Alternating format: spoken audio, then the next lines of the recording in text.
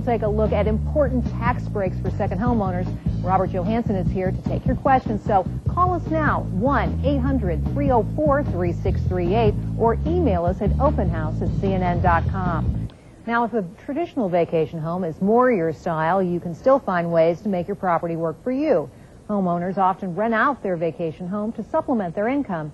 But familiarizing yourself with second home tax laws can give you a significant tax break on that property. Joining us now from Los Angeles to sort it all out, Robert Johanson, a certified public accountant with NFBS Financial Services. He's also going to take your calls, so call us 1-800-304-3638 or email us at openhouse@cnn.com. Robert, welcome. Hi, Jerry. A lot of people don't think of a second home as something that can actually help them in terms of taxes, but instead as kind of a cash cow, a capital sucking cow, if you will, that's going to draw a lot of money off of their income. But there are tax advantages. Help us understand some of them. A lot of times properties are sold by developers with the idea that someone can actually rent out the property to subsidize their cost. But we find many times people haven't been landlords before, so they're not familiar with all those rules. Exactly. And so let's start thinking about some of these. For example, let's say you own a vacation property, but you're not particularly renting it out very much, maybe less than 2 weeks a year. What are the implications of that? If you have a property like that and you rent it out for less than 15 days, well, the tax law would allow you to pocket that rental income, and you don't have to report it as income.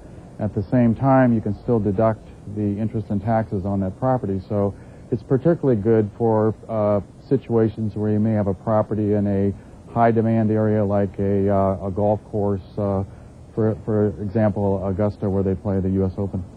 What if, for example, I live in New York City, say, and I want to rent out my place during the Republican convention? Would that apply? Would I owe no taxes on the income there? Right. The same rule applies to a primary or a second residence. That's correct. So let's say that I'm going to rent my place out just a little bit more than the 14 days. What am I looking at in terms of tax implications now? Now you've got to start reporting the rental income, so you'll have to start using a Schedule E on your tax return, which you may have never encountered before. Essentially what the law would have you do is report that rental income, and then you are allowed to deduct interest and taxes against that rental income based on the ratio of the days rented to the days in the year. So essentially if you rent that property out for, say, 1/4 of the year, you can allocate 25% of your interest and taxes to the rental income.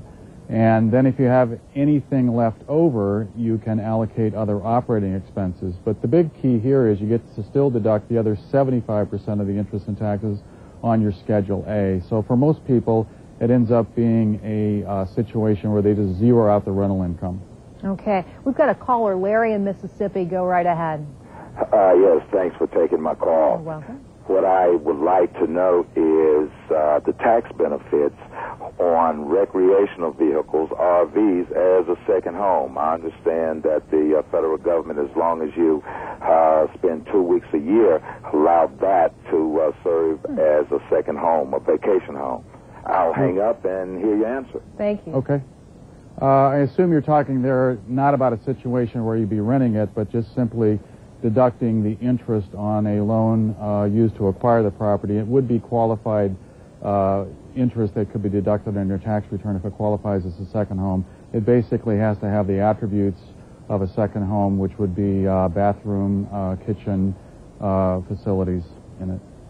Interesting. I had no idea that a home on wheels could actually qualify as a primary residence or secondary residence. So that's very interesting. All right, let's talk about another situation, because we were breaking out point by point how the tax law treats differing amounts of usage, whether by you or a guest. Let's say you're using it very little, but you're renting it out a whole lot. What happens then? What are the tax implications then? Well, this would be really a classic rental property. The tax law brings this into a different category. It's really considered subject to the passive loss rules. Those rules are fairly restrictive since 1987 when the law changed. Essentially, you're allowed to take a net rental loss of up to $25,000 on such a property, but if you have a gross income that exceeds $100,000, then you are subject to a phase out of that deduction so that part of that deduction is lost.